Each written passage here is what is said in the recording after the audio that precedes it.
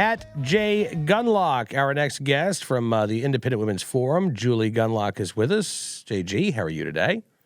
I'm doing well. Thanks for having me. It is good to talk with you once again. All right, so I don't know what you have for us today, but I've got a story from Zephyr Hills, Florida that I wanted to bring to your attention. You and I were talking last week. We got to have lunch together, which was lovely.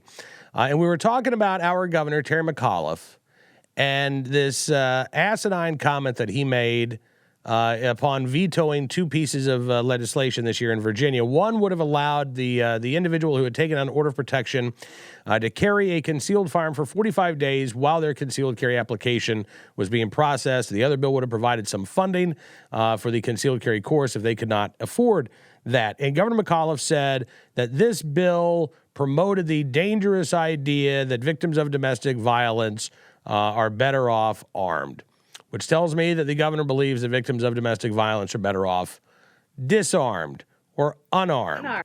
So I ran across this story from Zephyr Hills, Florida today. Pasco County Sheriff's deputies investigating a homicide in Zephyr Hills where a woman reportedly shot and killed her ex-boyfriend in a case of self-defense. 45-year-old Frank Harrison went to the home of a former girlfriend in Zephyr Hills shortly before 10:30 Saturday evening.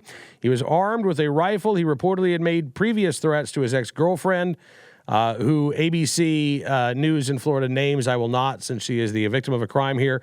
When that woman opened the door to her home, she shot and killed Harrison, a sheriff's report said. No arrests have been made. Preliminary information indicates the shooting was a case of self-defense. So I don't know about you, Julie, but if this was a case of self-defense, if this woman was able to defend herself against her stalker, violent ex, yeah, I'm glad she had a gun to protect herself.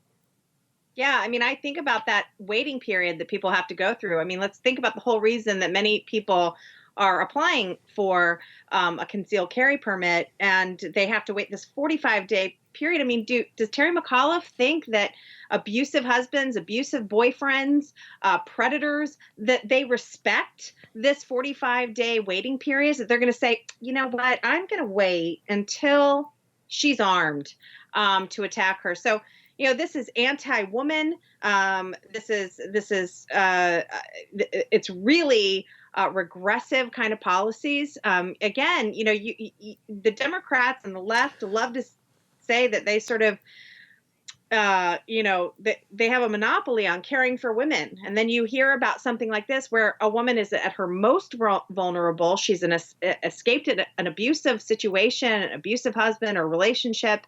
Here she is trying to protect herself, and Terry McAuliffe prevents her from protecting herself probably at the most vulnerable time. I mean, what drives women? There are so many women who never go this far, who never take these steps, these very necessary steps to protect themselves. And so when women finally do that, they are still left vulnerable for 45 days. So it's really galling to me. You know,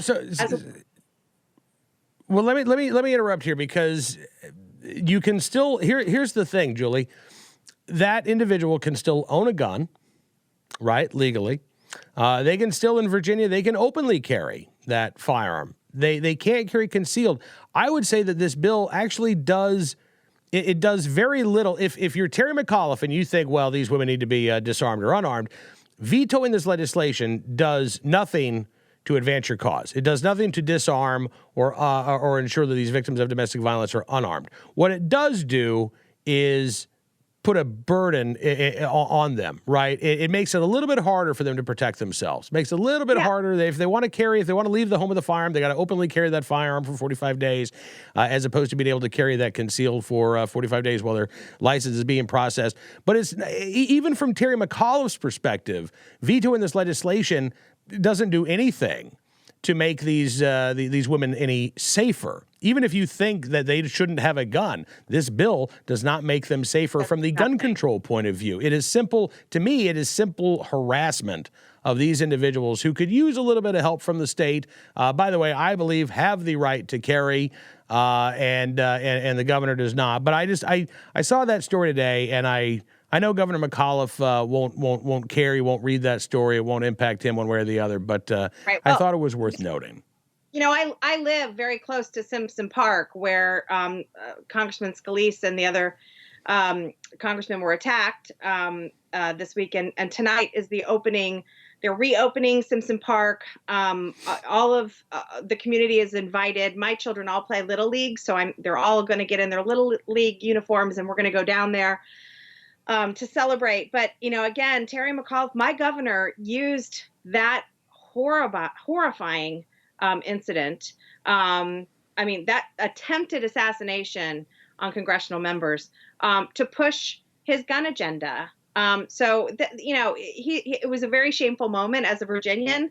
It was a very shameful moment, and I'm not surprised that he got it wrong again on this issue of women being able to defend themselves. He has no shame, and again, to see him sort of utilize that tragedy to further a gun agenda, his gun agenda was really, really pretty disappointing. Talking again with Julie Gunlock from the Independent Women's Forum. So what have you been writing about this week, Julie? Well, Gwyneth Paltrow, You love writing about Gwyneth Paltrow. I love writing about Gwyneth Paltrow. I tell you, I'm a very important policy person. I wrote about Gwyneth Paltrow, and then I wrote about the Kardashians. So,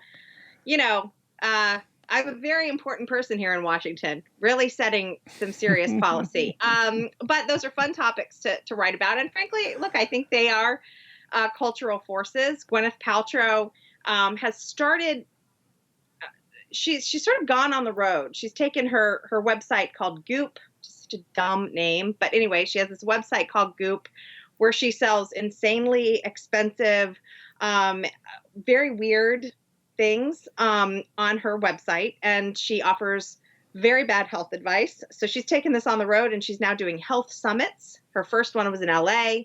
If you had $1,200 laying around, you could attend this event and get advice from other very wealthy mothers. One of the panels was Gwyneth and four of her very wealthy friends. I'm talking Tory Burch, who's a very very famous, well-known, very successful fashion designer, Cameron Diaz, actress, Nicole Richie. I'm not sure why she's famous, but apparently she is.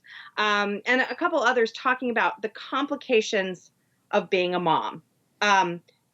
With millions of dollars, it's got to be very, very complicated. But anyway, and staffs and drivers and cooks and nannies. My goodness, I can't imagine how tough it is to manage all that staff. But so that was one thing that I wrote about. And then I wrote about Jerry Seinfeld criticizing the Kardashians, which, look, this is great. Any criticism of the Kardashians is great. But it was interesting when you read Jerry Seinfeld's comments, he was more appalled that these people were famous. He said that they didn't deserve to be famous, and really didn't mention much about the content of their show. And if you do watch their show, I do not, but I have read some about their show, and it's hard to avoid knowing about them. I was disappointed with Jerry Seinfeld for not mentioning sort of the moral emptiness of their lives and the sort of boundaryless lives that they live. That to me is more disturbing. He was upset that his daughter was watching the Kardashians. Thumbs up for that. But I would have been happier if he had mentioned sort of, they are less than desirable people, but he didn't have a moral objection to them. He really objected to the fact that they've become famous without really deserving it.